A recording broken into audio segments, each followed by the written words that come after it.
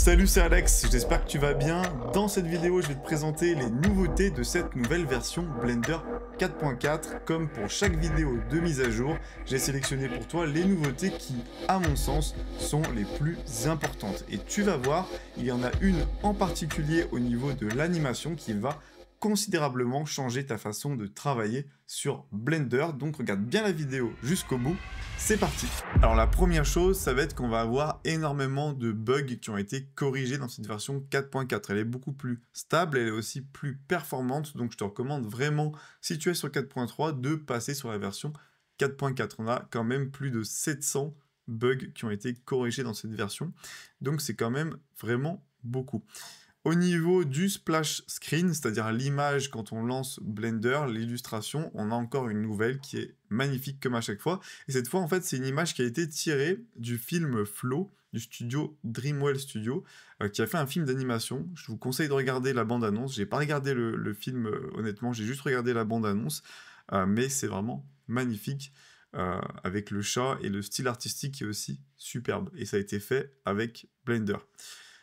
Du coup, on va regarder la première nouveauté. Donc, comme je le disais, ce sont les corrections de bugs. Ici, on a un détail un peu plus par catégorie de où les bugs ont été corrigés.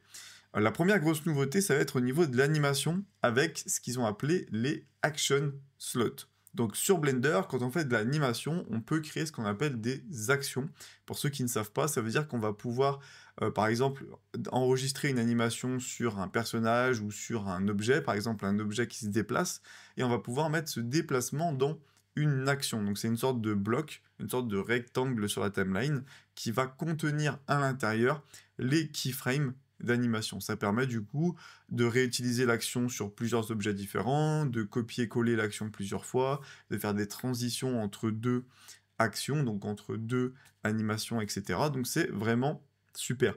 Et aujourd'hui, ils ont créé ce qu'on appelle les action slots, et donc en fait, ça permet d'enregistrer plusieurs types d'animations différents dans une même action. Pour faire très simple, si avant dans Blender j'avais envie sur par exemple un objet d'enregistrer son déplacement et en même temps d'enregistrer un changement de couleur au niveau de son matériau, eh ben, j'avais besoin d'avoir deux actions. L'action pour le déplacement de l'objet et l'action pour son changement de couleur.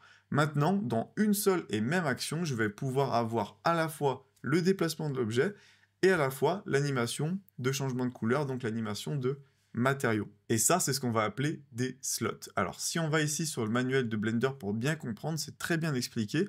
On a par exemple un objet, une balle, ici, et on va avoir le matériau de la balle. Donc, dans l'action, on va avoir le slot numéro 1 et le slot numéro 2. Dans le slot numéro 1, on va enregistrer la localisation sur X, Y et Z, donc le déplacement de l'objet. Et sur le slot numéro 2, on va enregistrer une différence de couleur sur l'objet, donc rouge, vert et bleu.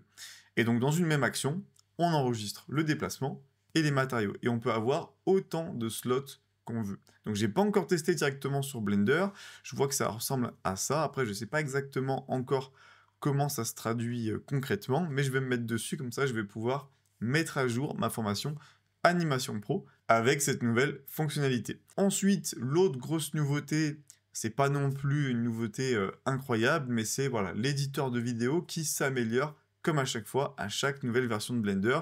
On va avoir des nouveaux codecs qui vont être ajoutés, notamment le H265, et on va pouvoir éditer le texte en direct, directement sur la preview de la vidéo. Donc c'est quand même beaucoup plus simple, beaucoup plus pratique. Et en plus de ça, on va pouvoir centrer du texte, même du texte sur plusieurs lignes, sans problème. Donc au fur et à mesure des mises à jour de Blender, on se rapproche vraiment d'un éditeur vidéo qui est de plus en plus performant, propose de plus en plus de choses. Bien sûr, on a aussi des améliorations de performance au niveau de l'éditeur. Également, je voulais faire un petit rappel sur les extensions. Donc Blender a créé une plateforme qui s'appelle Blender Extension, où on va retrouver plein de plugins, plein d'add-ons pour Blender qui sont gratuits et qu'on va pouvoir installer super facilement. Je vais d'ailleurs sortir une vidéo prochainement sur comment faire pour installer des add-ons dans cette nouvelle version de Blender.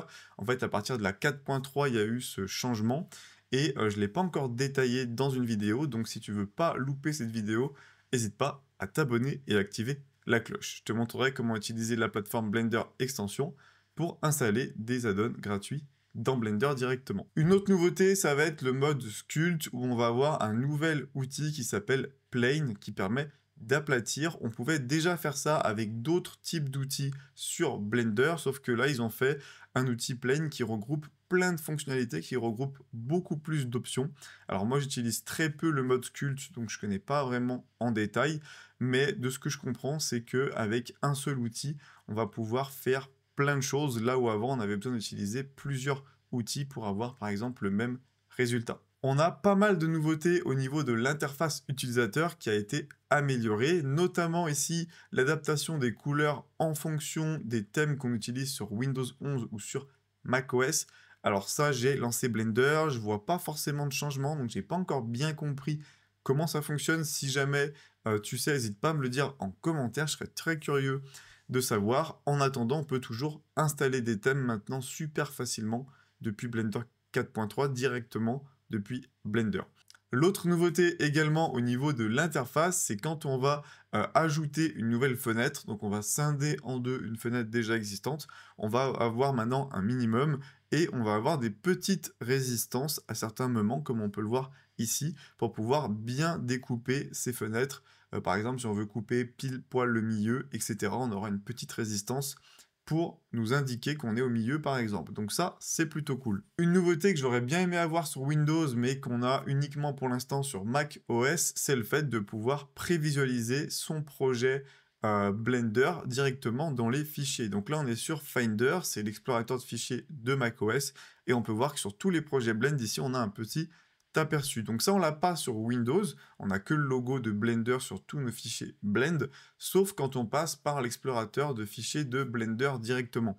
Quand on passe par l'explorateur de fichiers de Blender, on a un aperçu des projets, donc ça c'est cool, mais dans Windows même directement, on l'a pas encore, donc c'est assez dommage. En tout cas, c'est cool que du coup c'est disponible sur Mac. Et maintenant, dernière nouveauté au niveau du compositeur, on a une amélioration globale de performance, comme on peut le voir ici entre Blender 4.3 et Blender 4.4, sur différents effets. On peut voir qu'on a de très gros gains de performance, donc ça c'est cool. Et ce qu'on va avoir aussi, c'est le node Glare qui a été amélioré. Il nous propose beaucoup plus d'options, beaucoup plus de choses. Donc ça, j'ai hâte de tester parce que c'est un node que j'utilise assez souvent pour mes rendus et mes animations sur Blender. Donc c'est un node qui permet de faire un effet lumineux, un effet halo lumineux sur les objets qui émettent de la lumière, qui reflètent de la lumière, etc. Donc voilà pour cette vidéo sur les nouveautés de Blender 4.4. Bien sûr, il y en a plein d'autres, donc je te mets le lien en description si tu as envie d'aller explorer toi-même en détail. J'espère que cette vidéo t'a plu. N'hésite pas à me dire en commentaire quelle nouveauté est pour toi la plus importante, la plus impactante. Et puis, si tu as aimé la vidéo, n'hésite pas à liker et à t'abonner. Et puis, je te dis à très bientôt. Ciao!